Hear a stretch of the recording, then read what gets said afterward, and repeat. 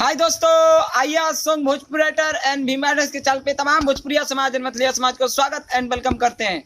दोस्तों आइए मैं आप लोग के लिए आज दो मुखड़ा लिख कर लेके आ गया हूँ जो कि आप लोग को अच्छा लगेगा। जरूर चैनल को सब्सक्राइब कीजिएगा और फुल वीडियो देखिएगा। और एक ऑर्केस्ट्रा मैटर है दोस्त और एक सैड मैटर है जो कि डीजे में बजने वाला है। बहुत अच्छा मैटर है। तो आइए आप लोग को डबिंग बताते हैं। और सबसे पहला ट्रैक है 52 गज का लहंगा बवाल करेला। आप लोग सुनोगे अंतरा जी का 52 गज का लहंगा बवाल करेला। और हिंदी में भी गाना आया था, बहुत अच्छा मैटर है। इस पे बहुत सारा गाना आया हुआ, लेकिन सैड गाना अभी तक इस पे कोई नहीं आया था। तो हम पहली बार सैड गाना लेकर आए हैं। आइए आप लोग को कैसे सैड गाना बताते हैं और मैथिली में। छौड़ी कले बिबिया जिंदगी कई के तबा काले जैबी ससुरारी पिया धरतवा कावारी। एक बार और फिर से। छौड़ी कले बिबिया जिंदगी कोई के तबा काले जैबी ससुरारी पिया धरतवा कावारी।